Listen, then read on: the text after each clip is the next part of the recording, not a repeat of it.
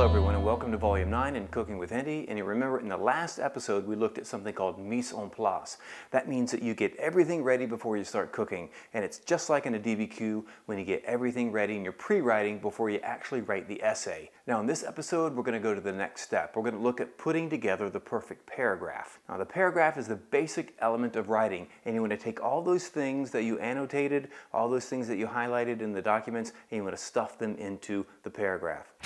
So to help us learn to make the perfect paragraph, we're going to make the perfect stuffed poblano peppers. We're going to stuff these things with quinoa and sauteed peppers and onions and melted Parmesan and make a nice cream sauce for them. Now this is an original recipe, but I have to admit I got the idea from a restaurant in Fort Worth, Texas called Lily's. Now this is from the vegetarian menu, but don't you carnivores go running away because this is delicious and you're going to learn how to make the perfect paragraph. Before we stuff our paragraphs, let's look how the DBQ is graded. So here's the College Board rubric with all that edu-speak in it. Just like the LEQ, we need to contextualize the essay prompt and write a thesis that directly responds to the prompt. Now, evidence is dealt with a little differently than on the LEQ because here we're working with 7 primary sources. You get 1 easy point by bringing in content from at least 3 documents into your writing. This means mentioning content without quoting it that clearly comes from the document. Again, this is easy, and if a student gets a 1 out of 7 on the DBQ, this is probably where that point was earned. But we need to take the documents to a higher level. The next point is both a quantitative and a qualitative jump. That means you've got to do more with more of the documents. The writer needs to go beyond mentioning content from the documents and actually employ that content to answer the prompt. And you need to do this with at least 6 of the 7 documents, but you should attempt it with all 7. Another point is earned for bringing in evidence beyond the documents. That means things you know in your head. Think of this as the way you use evidence in the LEQ. It's something you know about the topic that you can use in the argument. Another way to think about this is to consider this document number 8. Remember, it can't be anything found in the other documents, and you have to employ it to support your argument. This brings us up to 5 out of 7 possible points. Moving on, you need to successfully source at least 3 of the documents.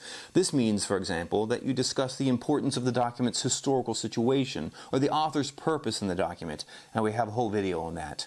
And then the complexity point. We talked about this in the LEQ videos. It's hardly worth worrying about, but the rare student who gets this on the DBQ often does so by a rich and complex use of the documents, by making them talk to each other in a complex way rather than firing them individually back at the prompt. Now here's a simpler rubric for the classroom. The points you earn in the first paragraph are graded here with 2 possible points total. Then the use of documents is tallied up here. 3 checks in this column is 1 point, 6 checks here is another, and 3 source documents gets a point here as well. At the bottom are evidence beyond the documents and complexity, rounding out a total of 7 possible points. Now let's look how to build the perfect paragraph. Okay, so let's build some peppers and paragraphs. Now this recipe is really easy. The first thing we do is just saute some of the diced peppers and onions and throw in some frozen corn. Then we put in the already cooked quinoa. Now we're going to mix that together with about a cup of Parmesan cheese. Now I said this was vegetarian, not that it was healthy. Now we're going to blanch the peppers for about 3 minutes to get them a little soft. Then melt the butter and start to make the roux for the white sauce. So we'll add some flour into that, put some milk in there, and then more Parmesan. Now the most important thing is how you stuff the peppers. We're putting the ingredients inside. So we're going to scoop that mixture, put a little bit in at a time, then also put in the white sauce. We're going to alternate back and forth because you want these things to blend together when it cooks and form something that's complex. And really, it's no different than your DBQ paragraphs. You may be sheltering in place, but don't quarantine your evidence. Let it talk. Let it get together and get social. You want the documents to talk to each other, to inform each other, and create a more complex essay. Now to show you exactly how that's done, let's look at an example and build a perfect paragraph together. Okay, let's look at the DBQ from yesterday. Remember this prompt. Evaluate the extent to which Qing Empire building transformed elites in China between 1600 and 1900. Now you'll remember we turned that prompt into a question. How did Qing Empire building change elites in China? And we used that question to interrogate all of the documents. And when we went through them, we underlined key words and phrases that we found to be relevant to this question. Changes in elites.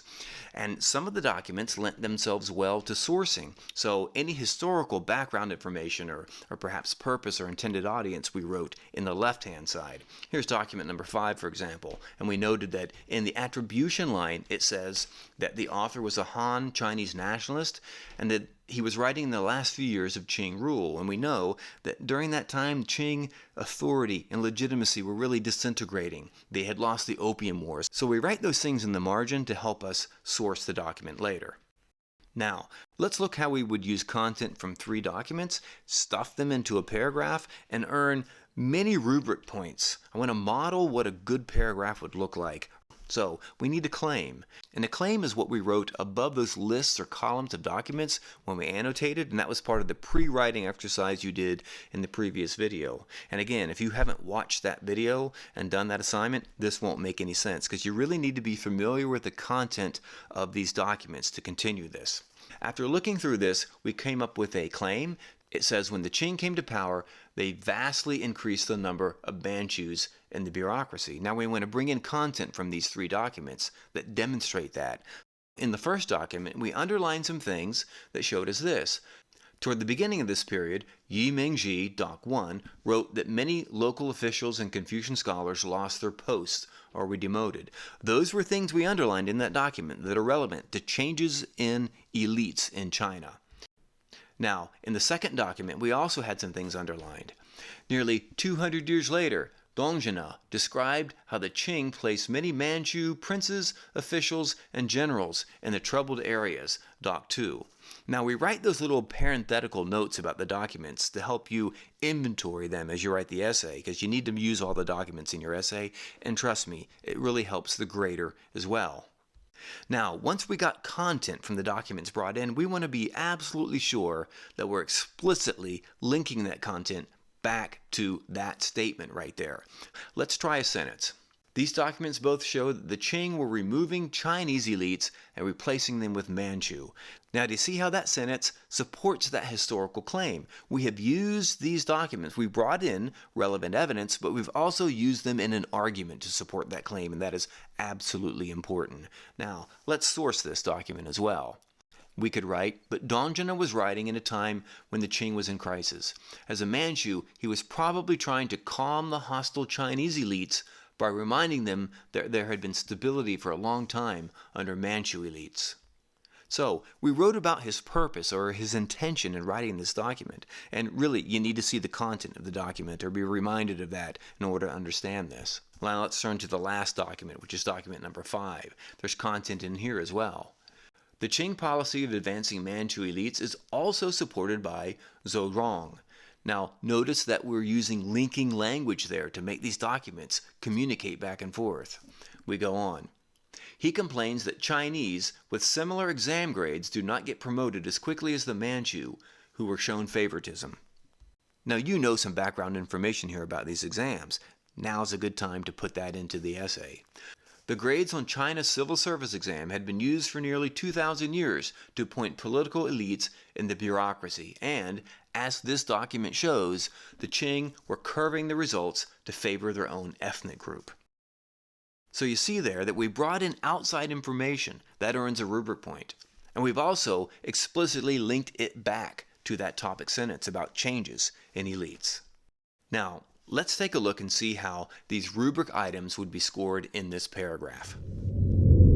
So there, under evidence, we need to bring in information from the documents that address the topic. And we see that here with 2 documents.